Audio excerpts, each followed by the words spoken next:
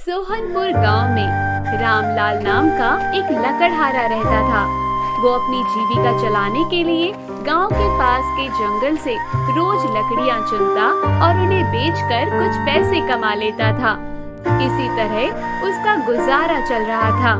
कुछ दिनों के बाद रामलाल की शादी हो गई। उसकी पत्नी बड़ी खर्चीली थी, इसलिए अब उतनी लकड़ियों को बेचकर घर चलाना मुश्किल हो गया था।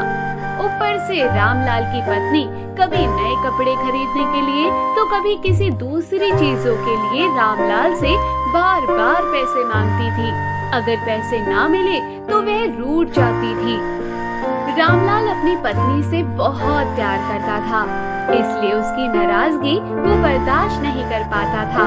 रामलाल ने ठान लिया कि वो अब ज्यादा लकड़ियां इकट्ठा करके बेचेगा, ताकि उसकी पत्नी को रोज रोज पैसों की कमी ना हो।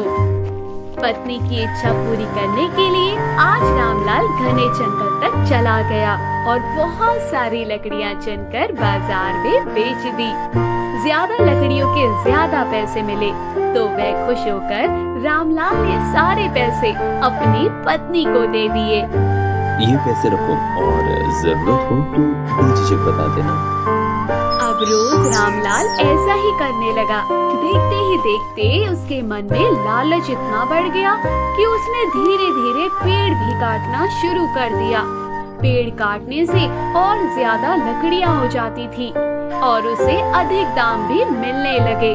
लकड़हारा हर हफ्ते एक पेड़ काटता और लकड़ियां बेचकर मिलने वाले पैसों से अपनी पत्नी के शौक पूरे करता रहा। अब पैसे ज्यादा आ रहे थे तो घर भी अच्छे से चल रहा था।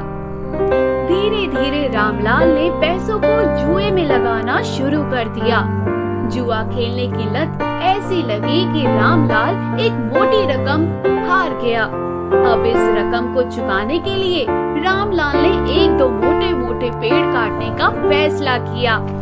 जैसे ही रामलाल ने जंगल में जाकर अपनी कुल्हाड़ी को एक बड़े से पेड़ पर चलाने की कोशिश की कि तभी उस पेड़ की टहनी ने हमला कर दिया। रामलाल चौंक गया, फिर उसे पेड़ की एक टहनी ने लपेट लिया।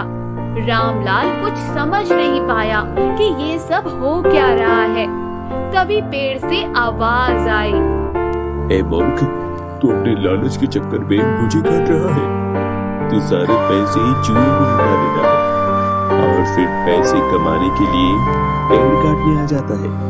तुझे पता है कि पेड़ कितने कीमती होते हैं। हमारे अंदर भी जान बसती है और हम तुम इंसानों को जीने के लिए हवा देते हैं, धूप में छाया और भूख को शांत करने के लिए फल देते हैं, लेकिन तू अपने स्वार्थ के लिए हमें ही काट रहा है। पेड़ ने कहा, आज तो यही कुल्हाड़ी मैं तेरे ऊपर चलाऊंगा।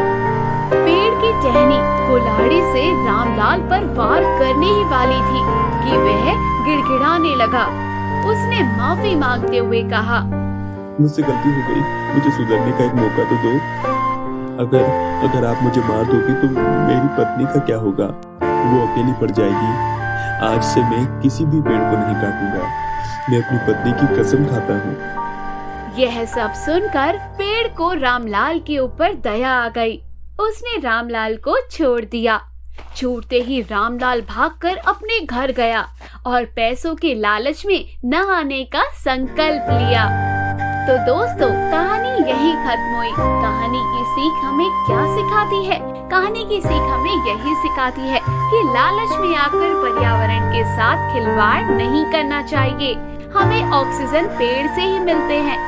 इन्हें काटकर हम खुद अपने जीवन में संकट को ला रहे हैं, तो इसलिए पेड़ को कभी ना काटे। वीडियो पसंद आए तो वीडियो को शेयर कीजिए और हमारे प्यारे से चैनल को सब्सक्राइब कीजिए।